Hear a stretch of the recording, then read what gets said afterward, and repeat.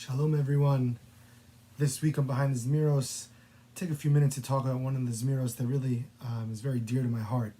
I remember quite a few years ago I was Shana Aleph in Israel in Yeshiva. It was my first year, and I was told there's a very special place that I need to go to on Motzei Shabbos by a certain Hasidic master, a certain Rebbe that lived in Yerushalayim, who would go deep into Saturday night, who had not yet ended Shabbos, and Shalosh Shudas would extend hours and hours on Saturday night, on Motzei Shabbos. And this rabbi had the name of Rabbi Zilberberg, a great tzaddik of Yerushalayim. And I went with a few friends, and I went to go hear what he had to say. He only spoke in Hebrew and Yiddish. I had no clue what these words meant, but one moment stuck out to me, that when I got there, he started singing a song. And all of the Hasidim there, all of his followers were singing with him. And it was a song, I didn't know the words, I never heard of it before. I finally asked someone there, what song is this? They said it is the Nigun of Echsof. It is the Shabbos Zemer that we sing on Friday night, and many now have the custom at Shalosh Shudas to sing of the song written by Rav Aaron HaGadol of Karlin, the founder of the Karliner Hasidic dynasty.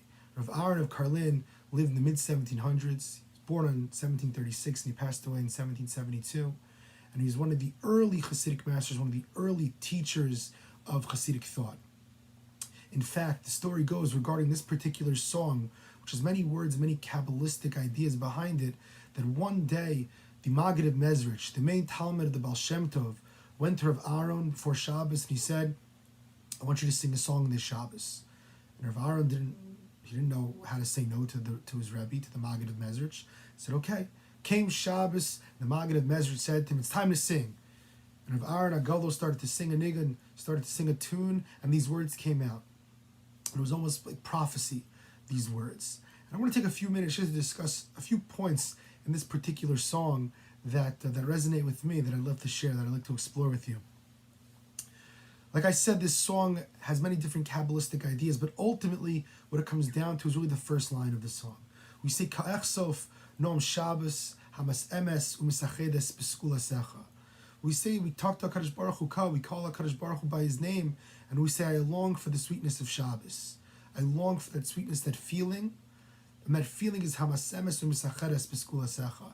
It unites, and it is the perfect match, the twin of your Jewish people. Harkening back to what the Midrash tells us, that when HaKadosh Baruch Hu created the world, every single day had a partner. Sunday had Monday, Tuesday had Wednesday, Thursday had Friday. Finally came Shabbos, and Shabbos asked God, where's my partner? Who do I go with? And HaKadosh Baruch Hu answered back to the Shabbos and said, the Jewish people are your partner. There's a perfect match between the Jewish people and Shabbos. And we sing these words, Echsof noam Shabbos, we ask the Kadosh Baruch Hu, we ask him to feel the sweetness of Shabbos. We want to feel the sweetness. Echsof, from the word of kisufin, to yearn, to desire, to feel connected to.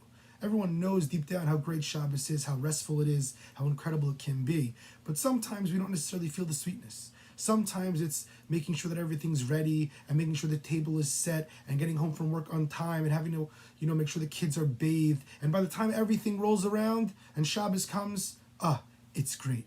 And we ask HaKadosh Baruch Hu, every single thing that I do for the Shabbos, I feel the sweetness of Shabbos, the Noam Shabbos. That's what I want to feel. That's what I want to be connected to. But then the next words are actually quite interesting. We say, Meshoch Noam Yirasecha li'am evakshe ritzonecha. We ask HaKadosh Baruch Hu to extend the Noam Yirasecha, the sweetness of the fear of you, God, the sweetness of fear. Extend that to your nation, who are asking to fulfill your will. And it seems almost counterintuitive. What does it mean, the sweetness of fear? How does that make any sense? And there's an idea from the good Rav in Yerushalayim, Rav Asher Weiss. Rav Asher Weiss says, Noam Yirasecha makes so much sense here, actually.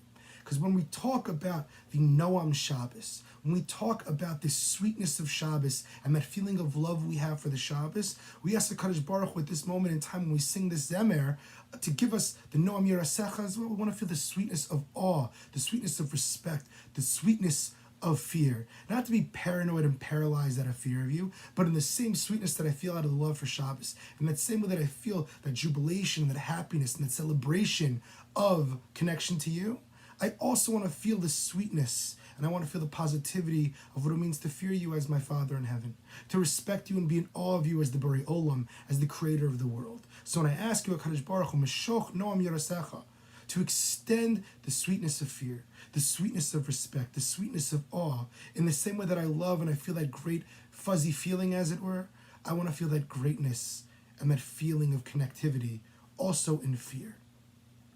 Later in the third paragraph of this great Zmirot that we sing from Aaron Agadol, there's one particular part which is very interesting. If you've ever witnessed Hasidim sing this song, right, there's one particular part that they repeat over and over and over again. And that is the first few words of the third paragraph when you say, V'yurachamecha misgolim. We say that your trait of rachamim, of mercy, should in fact overtake any other traits that you have, HaKadosh Baruch Hu, any other traits that you want to exhibit at this time, as it were. And if you notice there, many times, many Hasidic courts, they sing it over and over again, these same words, V'yurachamecha misgolim, V'yurachamecha misgolim, V'yurachamecha misgolim, over and over and over again. I remember the first time I heard this song, sitting in that small, almost classroom, auditorium of Rav Tzimmeyer Zilberberg, that all of his followers kept saying this word over and over again for what seemed for hours. And the question is, what are we doing here? Why is this being repeated over and over again? And the Rebbes tell us, it says in the Svarim that at this point in time, during Shabbos, when we ask the Kadosh Baruch Hu that it should be Rachamim.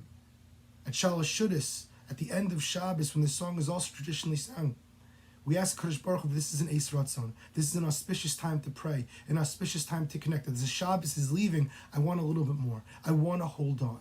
And if I want to hold on, what's the one thing that's important to me? What's the number one thing? HaKadosh Baruch Hu, in the way that you deal with the world, in the way that you connect to this world, in the way that you run the world, the Rachamim should overtake the din, the judgment that you are going to pass on this week. It should be a week of sweetness. It should be a week of mercy. It should be a week of all love. Not that we get a get out of jail free card, as it were, but ultimately ask HaKadosh Baruch Hu to please rule with mercy. And at this point, during a simple quote-unquote Shabbos Zemer, there's words of real tefillah here. There's words of deep yearning and desire to our Father in heaven.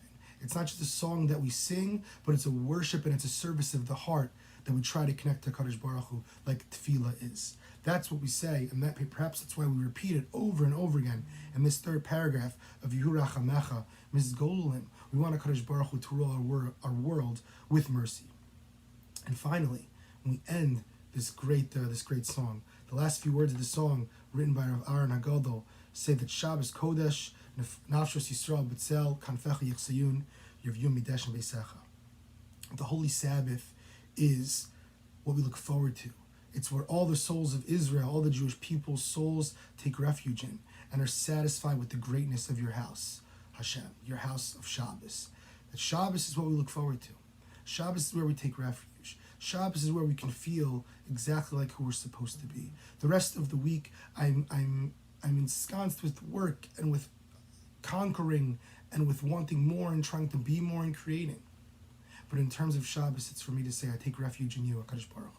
I take refuge in your world, and I know that this is your world. HaKadosh Baruch Hu, I pray to you that you rule this world with mercy. But ultimately, HaKadosh Baruch Hu, I want to feel the sweetness of Shabbos. I want to feel that sweetness throughout the week, and I want to feel that sweetness of Yira, that sweetness of fear. HaKadosh Baruch Hu should bless us that when we sing this song, or we read these words this Shabbos, that we should feel them. We should realize that Shabbos Zmirot are not only just songs of tradition and wonderful ways to connect with our family, and we have our own cute little fun traditions as well, but they are words given to us to pray to HaKadosh Baruch Hu, to connect to HaKadosh Baruch Hu in the deepest way. As we say, as Rav Aaron Agadol wrote, that our souls, they take refuge in Shabbos. We take refuge in HaKadosh Baruch Hu as well. So this Shabbos, when we go to our tables and we sing and we enjoy each other's company and we enjoy the Ahava, we should also enjoy the Yira as well and take in these words into our lives from Rav Aaron Agadol of Karlin. Have a wonderful Shabbos. Shabbat Shalom.